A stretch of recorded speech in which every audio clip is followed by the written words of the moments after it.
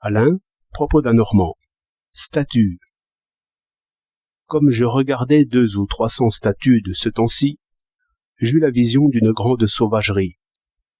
Ce n'était que déclamation, et par conséquent sans aucune profondeur. Les fous, les ivrognes, les danseurs nègres ont de ces mouvements qui vous jettent l'idée aux yeux, comme une offense. Et ces feux croisés sur des spectateurs bien mieux gouvernés et assez indifférents étaient bientôt ridicules.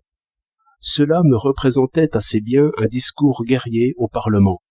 Le sculpteur pense comme l'orateur, comme le sauvage pour qui la preuve est mimique seulement. Il y a plus d'indécence qu'on ne croit dans de telles contorsions. Indécence, c'est animalité. Et il y a aussi de l'indécence dans un visage qui crie trop. Au lieu que le nu des Grecs est chaste et fort, l'homme est l'animal qui se gouverne. Voilà le signe de la pensée. Le mot enferme la plus profonde beauté parce qu'il cache l'image et fixe le mouvement. C'est l'expression qui convient le mieux à l'être qui saisit l'avenir des choses. Il compose. Je ne vois Thalès, Socrate, Archimède qu'immobile. Et la sculpture est encore dans le marbre et le bronze, surtout appuyée au monument, convient seul pour exprimer tout l'univers de la pensée. Les choses dansent autour d'Archimède, mais nos barbares dansent et font danser les choses en eux-mêmes.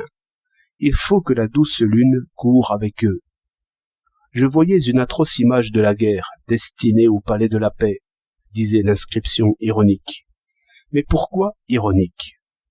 Parce que la sculpture atroce, agonie, pourriture, horreur, exprimait le fait de la guerre, contre quoi la paix ne peut rien. Un guerrier immobile, comme fut Socrate en sentinelle, exprimerait au contraire l'idée de la guerre, la force juste, sans haine et même sans colère. Et d'abord conquête de soi, paix romaine. Je ne sais par quelle route d'esprit l'électricien, l'ajusteur, le terrassier, le laboureur retrouveront cette sévère culture qui donne le droit d'être armés. Je crois qu'ils y vont par le travail réglé où déjà s'exprime l'idée pythagorique du mouvement selon le nombre. Cette pensée est au fond d'un tunnel, vers la lumière sans voir la lumière. Mais je vois bien que l'élite danse et grimace, et devant le miroir, comme cette sculpture le montre assez. Terre glaise d'abord, et ensuite plâtre creux. Ainsi, d'ensemble, ils expriment bien leurs pensées, mais non pas comme ils espéraient. Comme un triste fou qui m'explique son orgueil et sa terreur. Mais je comprends qu'il est fou. L'élite n'est que sotte, par l'oisiveté. Mais allez voir cette éloquence. Cela peut être utile une fois, et en passant. D'autant que vous y trouverez cette fois une statue de bronze qui ne déclame point. Ce n'est qu'un poète en redingote, debout et les bras croisés.